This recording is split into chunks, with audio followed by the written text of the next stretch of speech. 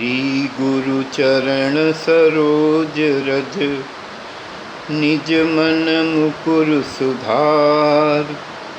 बरनउँ रघुबर बिमल यश, जो दायक फल चार। ये जो सेशन आपसे संबोधित किया जा रहा है मेरे द्वारा, तो इसका प्रारंभ आकस्मिक रूप से हुआ। अभी 29 सितंबर को वर्ल्ड हार्ट डे था। उसमें हमारे देश के बड़े बड़े डॉक्टरों ने हार्ट की अच्छी हेल्थ के लिए काफ़ी कुछ टेलीविज़न पे कहा, मैंने भी देखा। उसमें एक देश के हमारे बहुत ही प्रमुख डॉक्टर हैं, उन्होंने उसमें एक महामृत्युंजय के मंत्र की भी चर्चा करी। और ये तो सभी डॉक्टर एकमत थे इस विषय में कि तमाम ऐसी बीमारियां हैं जिसमें हार्ट भी है, और तमाम बड़ी बीमारियां, माइग्रेन है, हाई ब्लड प्रेशर है, डायबिटीज़ है, और वो तो बहुत लंबी लिस्ट है। तो ये सारी बीमारियों में स्ट्रेस को यदि मैनेज किया जाए तो उसको बहुत अच्छे ढंग से कंट्रोल किया जा सकता है। और उन डॉक्टर साहब का ऐसा कहना था कि महामृत्युंजय के जाप से भी हार्ट के बीमारी को कंट्रोल करने में बहुत सहायता होती है। तो इस विषय में श्री रामचरितमानस की क्या दृष्टिकोण है, क्या मान्यता है गोस्वामी तुलसीदास जी की, इस विषय में कुछ बातें पिछले वीडियो में कही गई थी। अब उनको पूरा दोहराना तो संभव नहीं है। अगर आप लोगों ने हमारे को लाइक किया होगा, सब्सक्राइब किया होगा या बेल आइकन दबाया होगा, तो ये आपको सारा सर्च करने से मिल जाएगा। अभी हम लोग ये बात कर रहे हैं कि महामृत्युंजय मंत्र, या वैसे तो महामृत्युंजय मंत्र के बारे में ऐसी धारणा है ही कि वो जब व्यक्ति ज़्यादा बीमार हो तो महामृत्युंजय मंत्र उसमें सहायता करता है। मैंने उस पिछले वीडियो में ये कहने की चेष्टा करी थी कि यदि वो मंत्र हमको अपने गुरु के द्वारा मिले, और उसको हमारे वहाँ दीक्षा के नाम से जाना जाता है, यदि हम गुरु से दीक्षा लें और गुरु हमको मंत्र दे और गुरु हमको माला दे जप करने के लिए, तो ऐसी मान्यता है कि वो मंत्र जो है वो किसी भी स्थिति में हमको हेल्प करेगा। और यूँ अलग अलग मंत्रों की अलग अलग वाइब्रेशंस हैं, उनके उच्चारण से अलग अलग वेवलेंथ्स प्रोड्यूस होती हैं, उनके अलग अलग अपने रिजल्ट्स हैं। लेकिन हम उस साइंटिफिक रिसर्च की बात नहीं कर रहे हैं, वो ऑलरेडी सब अवेलेबल है नेट पे, आप लोग को पहले से भी पता भी होगा, और नहीं पता हो तो आप उसको सर्च भी कर सकते हैं। हम उसके नेक्स्ट लेवल की बात कर रहे हैं। नेक्स्ट लेवल का मतलब ये है कि जहाँ पे उससे जो रिज़ल्ट आते हैं उससे भी आगे के रिज़ल्ट, और नेक्स्ट लेवल भी बहुत छोटा शब्द है इसके लिए, हम अल्टीमेट लेवल की बात कर रहे हैं। और अल्टीमेट लेवल की बात अगर आप, ये मैं रिक्वेस्ट कर लूँ आप लोगों से कि इस वीडियो को ज़रूर पूरा देखिएगा। इसमें मैं अभी एक ब्रेकिंग खुलासा करूँगा मंत्र के विषय में और स्ट्रेस मैनेजमेंट के विषय में। मैं इसमें एक ब्रेकिंग न्यूज़ कह लीजिए, ब्रेकिंग खुलासा कह लीजिए, एक गोल्डन मैं आपको बात बताऊंगा। और मेरा ऐसा मानना है, चैलेंज शब्द कहना ठीक नहीं है, कि वो कहीं भी किसी भी नेट पे अवेलेबल नहीं है वो इन्फॉर्मेशन जो मैं अभी आपको दूंगा, और शायद आपने किसी योग्य व्यक्ति के मुंह से भी वो प्रयोग नहीं सुना होगा। और वो मेरा अपना प्रयोग है, अपने जीवन में मुझे स्ट्रेस मैंने मैनेज किया ऐसी परिस्थिति में जब मेरा स्ट्रेस लेवल 100%, ऑलमोस्ट 100% था। तो वो जब मैं आपको अभी बताऊंगा इस वीडियो में, तब आपको समझ में आएगा कि मैंने जो पिछले वीडियो में विश्वासपूर्वक वो मंत्र के प्रति विश्वास, जिसने हमको मंत्र दिया है उसके प्रति विश्वास, जिस माला से हम उसका जप कर रहे हैं उसके प्रति विश्वास, और हमारे गुरुदेव में हमारी श्रद्धा। तो इसीलिए आप देखेंगे कि हमारे वहाँ भगवान शंकर को महादेव कहा जाता है। तो महादेव का अर्थ क्या है कि उनकी एक गुरु रूप में भी भूमिका है। अन्य देवताओं की जो हम लोग उनके विषय में जो कुछ जानते हैं, उसमें अन्य देवताओं की गुरु के रूप में उतनी भूमिका नहीं है जितनी भगवान शंकर के रूप में है। और इसमें एक बहुत ही, मेरे हिसाब से ये बहुत ही आवश्यक है कि यदि गुरु में हमारी श्रद्धा है, गुरु में हमारा विश्वास है, तो हमको गुरु से वो लाभ मिल सकता है जो आज तक जो मंत्र के जब से जो स्ट्रेस मैनेजमेंट में अभी तक जो रिसर्च हुई है, ये उसके बहुत आगे की बात होगी, जिसको मैंने अल्टीमेट लेवल कहा।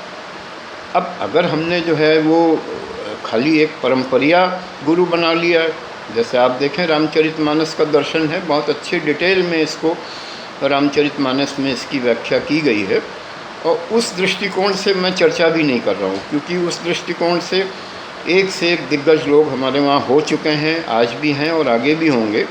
हमारा उनसे कोई कंपटीशन भी नहीं है। हम तो इसमें जो स्ट्रेस मैनेजमेंट का जो एंगल है, इस स्पिरिचुअलिज्म का जो स्ट्रेस मैनेजमेंट में जो एंगल है, जो डायमेंशन है, उस शेड में जो रामचरितमानस की व्याख्या है, मैं केवल उतनी आपसे करूँगा।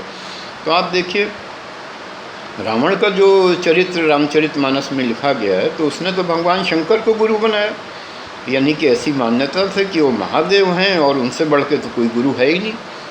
तो उसके पीछे उसका एक दृष्टिकोण क्या था? उसने शंकर जी से कोई फ़ायदा नहीं उठाया। गुरु के रूप में शंकर जी की जो भूमिका थी उसके जीवन में, उसका उसने कोई लाभ नहीं लिया। उसका तो स्टेटस सिंबल था कि जो सबसे बड़ा जो गुरु है वो मैंने बना लिया। ये उसका स्टेटस सिंबल था रावण का।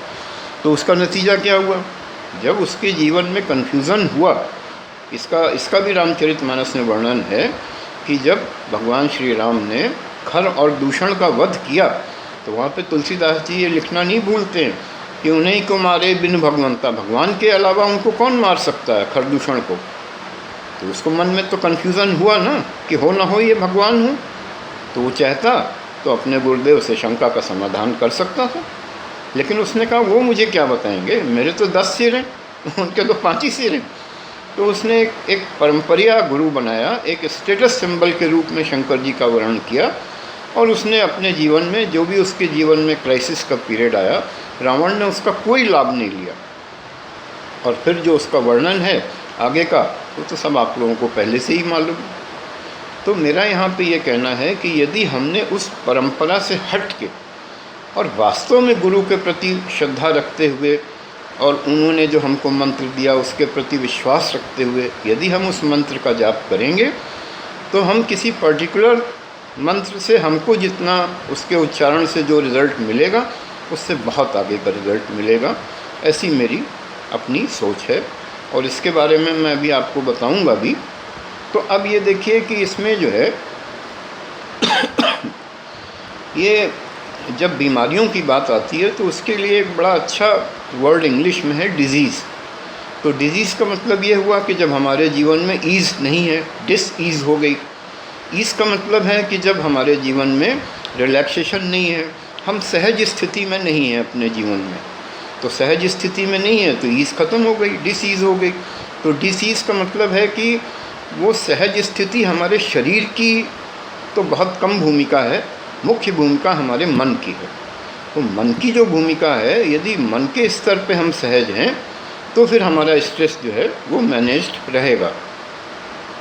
और इसमें भी आप देखें तो जैसे भगवान राम का वर्णन है, अनेक चरित्र में, अनेक प्रसंगों में भगवान राम का जो वर्णन है, वहाँ पे आपको, जैसे आप मान लीजिए आपने विवाह प्रसंग लिया, तो अब विवाह प्रसंग में ये परशुराम जी जब आए, तो परशुराम जी ए टाइप पर्सनालिटी हैं। अभी तो हम इसकी अगले वीडियो में व्याख्या करेंगे। ए टाइप पर्सनालिटी क्या होती है वो तो आपको पहले से पता होगा, नहीं तो आप नेट पे इन्फॉर्मेशन ले सकते हैं। लेकिन एक उदाहरण के लिए मैं कहता हूँ कि परशुराम जी जब प्रकट होते हैं तो पहला वाक्य उनके मुँह से क्या निकलता है? उनको पता चला कि शंकर जी का धनुष टूट गया है, और शंकर जी के धनुष से उनको बिल्कुल भी वो जो चाहते थे उसके ख़िलाफ़ हुआ। मैंने पिछले वीडियो में बताया भी था कि जो हम चाहते हैं वो नहीं होता है तो हमको स्ट्रेस हो जाती है। तो परशुराम जी आए तो वो इतना एक्साइटेड थे कि उन्होंने कुछ पता नहीं किया क्या हुआ, कैसे हुआ, किन परिस्थितियों में हुआ। वो सीधे कहते हैं, स्ट्रेस लेवल आप देखिए उनका ए टाइप पर्सनालिटी का, कि कहु जड़ जनक धनुष कहीं तोड़ा। वो राजा जनक को जड़ शब्द के से संबोधित करते हैं, यानी मूर्ख। ये उनका ओपनिंग सेंटेंस था। तो एक तरफ आप ये शेड देख लीजिए, ये पोर्ट्रे कर रहे हैं गोस्वामी जी, और दूसरी तरफ आप भगवान राम को देख लीजिए। तो जिस समय भगवान राम से गुरुदेव ने कहा कि उठाऊँ राम भंजन भव चापू और मेटाऊँ तात जनक परितापू। उस समय क्या शब्द लिखा तुलसीदास जी ने भगवान श्री राम के लिए, तो वो कह रहे हैं हर्ष विषाद न कछ उर आवा। भगवान श्री राम के हृदय में न हर्ष है न विषाद है, फिर क्या है, वो सहज है। तो इतनी ज़्यादा बार वहाँ पे सहज शब्द का प्रयोग किया है तुलसीदास जी ने कि ठाड़ भये उठी सहज स्वभाव, ठाड़ भये उठी सहज स्वभाव, खड़े हुए तो वो सहज हैं, रिलैक्स हैं, स्ट्रेस नहीं है। फिर भगवान राम जब धनुष की ओर आगे बढ़ रहे हैं तो सहज ही चले, सकल जग स्वामी, बिल्कुल सहज होके वो धनुष की ओर बढ़ रहे हैं। वो किस इवेंट में है, इसको भी आप हमें सुनते समय ध्यान रखिएगा कि कितने राजा आए हुए हैं, संसार के बड़े से बड़े बलवान बुद्धिमान राजा आए हुए हैं, वो सब धनुष को अटेम्प्ट करके हार चुके हैं, धनुष को वो छू भी नहीं पा रहे हैं, हिला भी नहीं पा रहे हैं। उस धनुष को भगवान राम तोड़ने जा रहे हैं और वहाँ पे वो स्ट्रेस फ्री होके जा रहे हैं। तो यहाँ पे एक बहुत ही विशेष बात है कि आप देखिए कि इसमें भगवान श्री राम का जो पूरा चरित्र चित्रण तुलसीदास जी ने किया है श्री रामचरितमानस में, तो वहाँ पे शब्द एक आप ये देखेंगे कि भगवान राम का जन्म वो मध्य दिवस में हुआ और ऐसी ऋतु में हुआ, ऐसे सीज़न में हुआ जो न बहुत ज़्यादा गर्मी है न बहुत ज़्यादा ठंडक है। तो इसका अर्थ ये हुआ कि भगवान श्री राम जो है वो न हर्ष में होते हैं न विषाद में होते हैं, उन दोनों के बीच में होते हैं। ये स्थिति जो है और यही स्ट्रेस फ्री स्थिति है, यही सहज स्थिति है। तो उसके लिए तुलसीदास जी बहुत ही अच्छा शब्द का प्रयोग करते हैं कि उदित उदय गिरिमंच पर रघुवर बाल पतंग। ये धनुष यज्ञ के प्रसंग में जब भगवान राम का वर्णन होता है कि अब वो धनुष तोड़ने जा रहे हैं, तो वहाँ पे भगवान राम को बाल सूर्य की उपमा देते हैं तुलसीदास जी। क्यों उपमा देते हैं कि जो दिन में 12 बजे का जो सूर्य होता है वो प्रचंड सूर्य होता है, और ख़ास तौर से जेठ की दोपहरी में। तो भगवान राम जो हैं उनका जो चरित्र चित्रण है वो बाल सूर्य हैं। उस समय न बहुत गर्मी है न बहुत ठंडक है, और इस तरीके का भगवान राम ने अपने चरित्र में चित्रण किया है। तो इसका मतलब ये हुआ कि अगर हमको बीमारियों के संदर्भ में देखना है तो हमको ईज़ में रहना है, रिलैक्स रहना है। हम रिलैक्स हैं, इसका मतलब हमारी स्ट्रेस मैनेज्ड है। तो ये तो काफ़ी बातें हुई स्ट्रेस की भूमिका के रूप में। और अब मैं आपको वो ब्रेकिंग इन्फॉर्मेशन देता हूँ जिसके विषय में मैंने अभी आपको अनाउंस किया था। तो यहाँ पे मैं जिस संदर्भ में ब्रेकिंग इन्फॉर्मेशन दे रहा हूँ, ब्रेकिंग न्यूज़ दे रहा हूँ, कह लीजिए, आजकल ब्रेकिंग न्यूज़ आप लोग बहुत देखते हैं, तो ये भी एक ब्रेकिंग न्यूज़ है।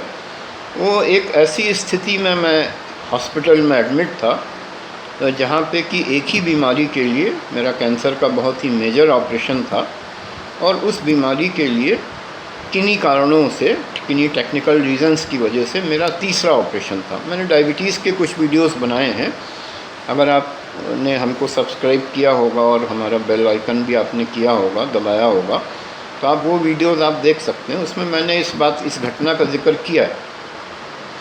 तो मैं वो वीडियो तो डायबिटीज़ के संदर्भ में था। अभी हम लोग जो बात कर रहे थे, जो उस बड़े डॉक्टर ने, उन्होंने हार्ट की हेल्थ के लिए किया। लेकिन मेरा ये कहना है कि हमने कैंसर के संदर्भ में स्ट्रेस मैनेज किया, वो उसकी टेक्निक तो वही रहेगी ना। चाहे आप डायबिटीज़ उससे मैनेज कर लीजिए, डायबिटीज़ में हेल्प ले लीजिए, चाहे माइग्रेन में हेल्प ले लीजिए, चाहे हाई ब्लड प्रेशर में हेल्प ले लीजिए, किसी भी बीमारी में स्ट्रेस मैनेजमेंट की बहुत बड़ा रोल है, बहुत बड़ी भूमिका है। और अगर आप अपनी स्ट्रेस मैनेज करते हैं तो आपको उस बीमारी को कंट्रोल करने में, ठीक करने में बहुत सहायता मिलेगी। ये मैं आपको अभी उस ब्रेकिंग खुलासे का शुरुआत कर रहा हूँ, और उसमें मैं दावा कर रहा हूँ कि ये इन्फॉर्मेशन कहीं नेट पे किसी सोर्स से आपको अवेलेबल नहीं है। ये मेरे जीवन में गुरुदेव की प्रेरणा से प्रकट हुई, और कैसे हुई मैं आपको बहुत संक्षेप में बताता हूँ। तो जब मेरा तीसरा ऑपरेशन का मेरे सामने समस्या आई, तो मैं स्ट्रेस के 100% कंडीशन में पहुँच गया, और मुझको ऐसा लगा कि आज जब मुझको जनरल एनेस्थीसिया दिया जाएगा तो मैं उससे वापस नहीं लौट पाऊँगा। उसी में मेरा तो उस समय अब देखिए यहाँ पे जो मैं इतनी देर से आपको बातें बता रहा था, गुरु की भूमिका, गुरु के द्वारा दिया गया मंत्र, गुरु में की गई श्रद्धा, गुरु में किया गया विश्वास, वो भूमिका उस समय प्रकट हुई। उससे पहले मेरा गुरुदेव के चरणों में बहुत लंबे समय तक और बहुत अच्छा सानिध्य गुजरा था, और मैंने उनसे, उस दिन मुझे महसूस हुआ और आज भी मुझे महसूस होता है कि मैंने ट्रू सेंस में गुरुदेव से परसीव किया जो उनका दृष्टिकोण था। तो उस समय जब मेरा ऑपरेशन नहीं हुआ था तो मैंने बहुत ज़्यादा भजन पूजन, हनुमान जी के दर्शन और तमाम प्रार्थना, तमाम ये सब किया था। तो उस समय जब ये मैं स्ट्रेस लेवल मेरा बहुत हाई हो गया तो मेरे मन में ये थॉट आया कि क्या फ़ायदा हुआ मुझे, मैंने इतना हनुमान जी से विनती करी कि मेरा ऑपरेशन ना हो, मैं बिना ऑपरेशन के ठीक हो जाऊं, और मैंने एफ़र्ट्स भी किए थे कि मैं बिना ऑपरेशन के ठीक हो जाऊं, तो क्या फ़ायदा हुआ, ऑपरेशन तो मेरा हो के रहा ना। तो आप बहुत ध्यान से सुनेंगे, एकाग्र होकर, तभी आप इस वीडियो की एसेंस ले पाएंगे। ये कोई साधारण वीडियो नहीं है कि जैसे आप लोग नेट पे सुनते रहते हैं। बहुत ही एकाग्र होकर सुनेंगे और कुछ भी दूसरा विचार मन में नहीं लाएंगे, तो आपको वास्तव में इस वीडियो से वो मैसेज मैं दे रहा हूँ जो आपको कभी ना मिला ना मिलेगा। तो गुरुदेव की प्रेरणा मैंने शब्द क्यों कहा, क्योंकि उस कठिन परिस्थिति में मुझे गुरुदेव का ध्यान आया और गुरुदेव के कहे हुए वाक्य ध्यान आए। गुरुदेव ने कहा कि तुम हनुमान जी को बताओगे कि कृपा का क्या स्वरूप होना चाहिए तुम्हारे जीवन में। इसका अर्थ ये हुआ, किसी प्रसंग में हमारी महाराज जी से ये बातें हुई थी, तो उसमें उन्होंने कहा था कि इसका अर्थ तो ये हुआ कि हनुमान जी कम बुद्धिमान हैं और तुम ज़्यादा बुद्धिमान हो, तो तुम्हें उनकी बुद्धिमत्ता पे शक है, तो तुम उनको बताओगे कि इस रूप में मेरे जीवन में यदि घटनाएं हों तो हम कृपा मानेंगे, अन्यथा नहीं मानेंगे। तो मैंने महाराज जी से पूछा तो फिर, तो कहने इसका अर्थ ये है कि जो तुम्हारे जीवन में घटित हो रहा है वो हनुमान जी की कृपा है। इस विचार को दृढ़ करना चाहिए। और ऐसी रामायण में वर्णन भी है, आगे चल के शायद मैं इसकी चर्चा करूँगा भी। नारद जी के प्रसंग में भगवान क्या कहते हैं कि कुपथ मांग रुज व्याकुल रोकी, वैद्य न देई सुनौ मुनि जोगी। जब नारद जी कह रहे हैं कि मुझको आप अपना रूप दे दीजिए, तो बिल्कुल क्लियर कट भगवान कह रहे हैं कि यदि रोगी को पथ्य मांगे, डायबिटीज़ आदमी यदि रसगुल्ला मांगे तो उसको डॉक्टर नहीं अलाउ करता। तो योगी मुनि जी आप समझ लीजिए कि मैं वही चीज़ दूंगा जिसमें आपका हित हो। तो उस कठिन परिस्थिति में जब मेरा 3rd ऑपरेशन होने वाला था, मुझे गुरुदेव की ये वाणी याद आई। इसलिए याद आई कि गुरुदेव के प्रति मेरे हृदय में श्रद्धा थी, विश्वास था। तो मुझे लगा कि ये जो मेरे जीवन में घटना होने जा रही है, 3रा ऑपरेशन हो रहा है जो प्लान्ड भी नहीं था, तो ये हनुमान जी की कृपा है कि ये मेरा ऑपरेशन आज होने जा रहा है। और ये मैं आप लोगों को कुछ दिखाने के लिए नहीं कह रहा हूँ, कुछ अपनी हाँकने के लिए भी नहीं कह रहा हूँ, ये मेरे जीवन की अनुभूति है। और फिर उससे क्या हुआ फ़ायदा, अब इसकी असली उस खुलासे का अब शुरुआत हो रही है। ये पार्ट ए हो गया इसका, कि जहाँ पे मैंने गुरुदेव की अपने जीवन में, जो मेरे जीवन में भूमिका थी और जैसी आपके जीवन में होनी चाहिए, गुरुदेव का जो महत्व आपके जीवन में होना चाहिए, यदि वो श्रद्धा विश्वास के संग होगा गुरुदेव के साथ। टेक्निकल इशू की वजह से बीच में रुक गया ये वीडियो। तो मैं ये कहना चाहता हूँ कि फिर उस समय मुझे जब वो स्थिति हुई और मैं रिलैक्स हो गया एक तरीके से, तो मुझको फिर एक इंसाइट डेवलप हुआ कि इस स्थिति में हम क्या कर सकते हैं। तो मैंने क्या किया था उस स्थिति में, वो भी आप सुन लीजिए। नॉर्मली ऐसा होता है कि जब हम इस तरह से किसी डॉक्टर से सुन के मंत्र का जाप करते हैं, तो हमारा मंत्र का जाप भी होता रहता है और हमारा जो वॉन्डरिंग माइंड है वो भी चलता रहता है। तरह तरह के विचार आते रहते हैं, हम अपने से सॉलीलॉकी करते रहते हैं, अपने आप से बात करते रहते हैं और मंत्र का जाप भी करते रहते हैं। तो वैसी स्थिति में फिर मैंने उस समय, मेरे को अंदर से ही एक ऐसा विचार आया ईश्वरीय प्रेरणा से, और मैंने क्या किया कि 5 मंत्रों का चयन किया। उदाहरण के लिए मान लीजिए श्री राम शरणम मम पहले नंबर पे, दूसरे नंबर पे महामृत्युंजय, ओम त्र्यंबकम यजामहे सुगंधिम पुष्टिवर्धनम उर्वारुकमिव बंधनान मृत्युमुच्छिय मामृता, तीसरे नंबर पे फिर एक छोटा मंत्र श्री कृष्ण शरणम मम, फिर उसके बाद फिर एक बड़ा मंत्र गायत्री मंत्र ओम भूर्भुवः स्वः तत्सवितुर्वरेण्यं भर्गो देवस्य धीमहि धियो यो नः प्रचोदयात्। फिर उसके बाद छोटा मंत्र ओम नमः शिवाय। ये मैं आपको एक उदाहरण के लिए बता रहा हूँ, बाकी आप अपने मन से भी 5 मंत्र का, 3 मंत्र का, 7 मंत्र का आप चयन कर सकते हैं। जैसी आपकी मन की स्थिति हो तो उसको आप करेंगे। और आपको सिर्फ इतना ध्यान रखना है कि इसका क्रम भंग नहीं होने पाएगा। जिस क्रम में आपने मंत्रों का चुनाव किया है उसी क्रम में आप करेंगे। तो आप जब 2-3 बार उसको रिपीट करेंगे साइकिल को, तो आप देखेंगे कि आप क्रम भूल रहे हैं। फिर आप जब क्रम लाएंगे तो वॉन्डरिंग माइंड जो है वो रुक जाएगा, यानी कि आप फुल्ली उसमें इन्वॉल्व होकर के आप वो मंत्रों का उच्चारण करेंगे। और जब आप फुल्ली उसमें इन्वॉल्व होकर उच्चारण करेंगे और मंत्रों के उच्चारण के समय आपका वाइंडरिंग माइंड, इधर से उधर जाने वाला विचार, तमाम तरीके के अपने आप से जो मन में बातचीत करते हैं वो सब जब फ्रीज़ हो जाएगा, वैसी स्थिति में जब ये साइकिल चलता रहेगा, उस समय मैंने ये काम करीब 1 घंटे किया था। और उस 1 घंटे में मैं बिल्कुल मुझे पता नहीं कि ये समाधि की स्थिति वास्तविक होती क्या है, लेकिन मैं जो महसूस करता हूँ तो वो मैं समाधि की स्थिति में पहुँच गया था। और वो मुझको ऐसे पता चला कि जब मुझको ऑपरेशन टेबल के बगल में ले जाके मेरा स्ट्रेचर लगा दिया गया, वो पहिए वाला, तो मुझे डॉक्टर ने बोला कि आप मेरा नाम लेके कि आप इस ऑपरेशन टेबल पे लेट जाइए। मैं समाधिस्थ था, सुन तो रहा था कि डॉक्टर साहब क्या कह रहे हैं, लेकिन मेरा शरीर मेरा साथ ही नहीं दे रहा था। तो उन लोगों ने समझ लिया होगा, तो मुझको फिर उन लोगों ने लिफ्ट करके वहाँ ऑपरेशन टेबल पे लिटा दिया। और वो एक इतनी अच्छी स्थिति हुई हमारे जीवन में, इतना अच्छा मैंने उसको मैनेज किया अपनी स्ट्रेस को, जो फिर मैंने इसको तमाम तरह से इस्तेमाल भी किया। और भी मैंने मंत्र के कुछ और भी प्रयोग किए अपने जीवन में। और आज की डेट में मैं आप लोगों को ये बताना चाहता हूँ कि मैंने अपने मेडिकल गुरु की गाइडेंस से और अपने आध्यात्मिक गुरु की गाइडेंस से आज की डेट में मेरी डायबिटीज़ भी रिवर्स्ड है, मेरा हाई ब्लड प्रेशर भी रिवर्स्ड है। और कैंसर की स्थिति में जो आपने पेशेंट्स देखे होंगे, मेरे कई लोगों ने ये कमेंट भी किया कि ये कैसे हुआ भाई, जो कैंसर के लोग होते हैं वो तो उस स्ट्रेस को मैनेज नहीं कर पाते और वो सूख के कांटा हो जाते हैं, उनका बहुत वेट लॉस हो जाता है, ये कैसे हुआ। और मुझे अच्छी तरह से याद है, उस समय मेरे किसी रिश्तेदार ने मुझे फ़ोन पे मेरा हालचाल पूछा, तो मैंने कहा मुझे तो याद ही नहीं रहता कि मुझे कैंसर भी है। तो मैंने ओवर हियर किया, वो अपने घर में किसी को कह रहे थे कि लगता है इनकी तबीयत ज़्यादा गड़बड़ है, इनको याद ही नहीं है कि इनको कैंसर।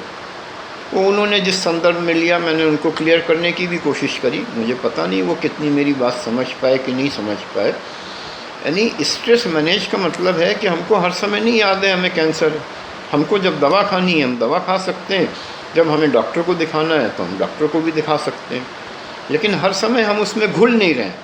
हमारी जो कैंसर ओरिएंटेड स्ट्रेस है, जो डायबिटीज़ ओरिएंटेड स्ट्रेस है, जो हाई बीपी ओरिएंटेड स्ट्रेस है, और जो हमारी लाइफ में जो हमारी सर्कमस्टांसेस हैं उससे रिलेटेड जो स्ट्रेस है, वो यदि हमारी मैनेज है तो हमको उन तकलीफ़ों का हर समय याद ही नहीं आएगा। तो थोड़ा लंबा हो गया है वीडियो, फिर अगली बार आपसे मुलाकात होगी। तो ये मंत्र की मैंने आपको एक ऐसी थ्योरी बताई है। तमाम लोगों को नींद भी नहीं आने की समस्या होती है, जो चाहें जिस बीमारी में चाहें आप इसका इस्तेमाल कर लें। और मैं पूरा गारंटी के साथ कहता हूँ कि ये टेक्निक फेल होना बहुत कठिन है। ये 100% गारंटीड है, 100% आपको रिज़ल्ट इससे मिलेंगे। लेकिन जो अभी हम जिस विषय में बातें कर रहे थे और जो अगले वीडियोस में कहेंगे, गुरुदेव के प्रति कृपा, गुरुदेव के प्रति श्रद्धा और विश्वास रखते हुए जब गुरुदेव की कृपा से हमारे जीवन में मंत्र आएगा और उसके लिए हम जब प्रयासरत होंगे, तो वो फिर मुझे पता नहीं, लेकिन ये भी बहुत ही अल्टीमेट लेवल का मैंने अचीवमेंट आपके सामने बताया, लेकिन वो शायद इससे भी आगे का कुछ परसेंट इससे भी आगे का होगा, वो टॉप लेवल का अचीवमेंट होगा। बोलिए सियावर रामचंद्र की जय।